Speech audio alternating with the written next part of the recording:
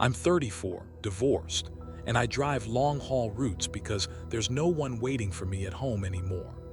3 months ago, I found out someone has been documenting every detail of my stops at a roadside diner on Route 19. The worst part is realizing why I kept going back. It started in late September. I stopped at this place called EATS, just red letters flickering over a gravel lot about 40 miles outside Bend. I'd passed it 100 times without noticing. That night, I needed their restroom badly enough to pull in. Inside smelled like decades of fryer oil cut with artificial maple syrup that had soaked into everything. The floor was 70s linoleum sticky near the counter. Fluorescent lights, half of them dead, gave everything this dim greenish cast. 8 counter stools, 3 booths all empty. Static-filled radio playing somewhere in the back, just below the threshold of understanding. The woman behind the counter was maybe 60. Thin, in an uncomfortable way, gray hair pulled so tight it seemed to tug at her eye corners. She smiled when I walked in, but it was the kind of smile you give when you're trying to remember if you know someone. When I came out of the restroom, she'd already poured coffee in a chipped white mug. I hadn't ordered it. She said it was old anyway, she'd have to dump it. I sat down because leaving immediately felt rude. That's when I saw the photographs covering the wall behind her. Dozens of them in mismatched frames, all faded Polaroids and old prints. I assumed they were the usual diner thing, regulars, staff, family. But as I looked closer, I realized they were all trucks. Just trucks in the parking lot outside, photographed from similar angles.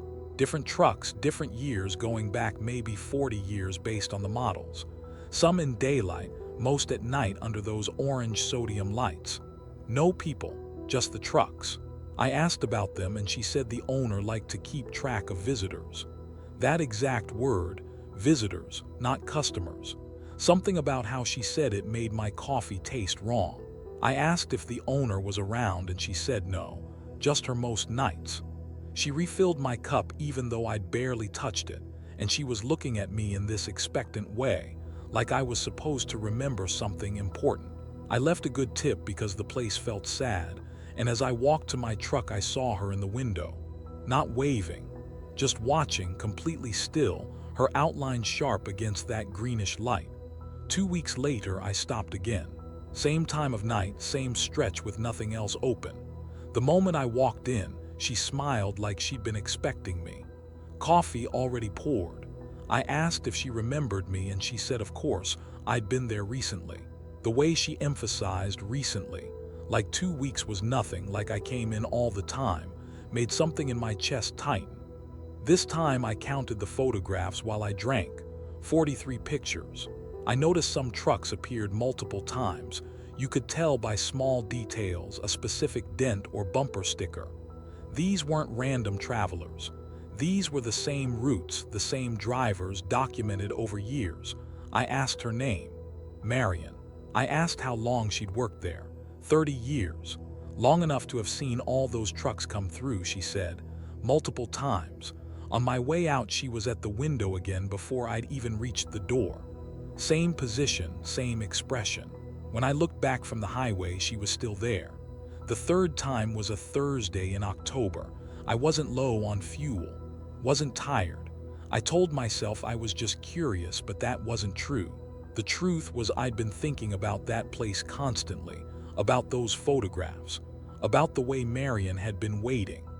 It was something to think about besides the divorce papers I still hadn't signed, besides my apartment that had nothing in it but a mattress. Coffee ready when I sat down. I asked about the older photos, asked if those drivers still came through. Marion said some did. Some people like routines, she said. Some people like knowing who's going to come back. Then I asked directly, why would someone photograph the same trucks for decades? She stopped wiping the counter and looked at me for a long moment. Then she walked to the end and pulled down a photo album from a shelf I hadn't noticed. She placed it in front of me and opened to the first page. My truck, photographed the night of my first visit, the orange parking lot lights making everything look staged. A second photo underneath, my second visit from closer. There was something written in pencil beneath each one. Marion told me to go ahead and look. The first photo had a date and time down to the minute. The second had the same, and then a third line in cramped handwriting. 18 minutes black coffee, $4 tip. I flipped forward. Pages of trucks with similar entries. Duration of visit, what was ordered, tips. Some had additional notes. Seemed tired, didn't make eye contact, asked about owner. The trucks that appeared repeatedly had entries spanning years, and the notes became detailed. Route changed, now comes Tuesdays. Wedding ring gone. New passenger door damage. I asked Marion what this was for, and she said the owner liked to pay attention, to understand people. She said it like this was perfectly reasonable. I asked if the owner was watching now. She looked toward the dark window facing the parking lot. Someone could be standing out there between the diner and my truck, and we wouldn't see them through that black glass. She closed the album and told me the coffee was getting cold. Her hands were shaking badly. I asked why she was showing me this. She said because I kept coming back and I should know, that it was fair. Some people come back because they have to, it's their route, there's nowhere else. But some people come back for other reasons. The owner notices the difference. Then she asked if I was lonely, if I had somewhere I looked forward to getting to at the end of these drives. I didn't answer because we both knew. She said the owner would probably want to meet me eventually. The owner came in when certain people were there, especially people who stopped more than twice without needing to. I asked what happened when the owner met someone. She said nothing bad, just conversation. The owner liked to understand what brought people back, what kept them on the same roads. I left money and walked out fast. As I opened my truck door, I saw movement at the edge of my vision. Someone stepping back behind the diner, just the edge of a silhouette disappearing around the corner. I stood there waiting, but no one came out. I haven't driven Route 19 since. I've rerouted everything to avoid that stretch, even though it adds 90 minutes to some trips.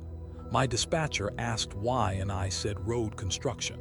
But late at night in my apartment, I think about those photographs, about trucks that appeared over and over, years apart, driven by people who kept stopping even though they must have known someone was documenting them. I think about how Marion said some people come back for other reasons, and how she looked at me when she said it, not judging, just recognizing something.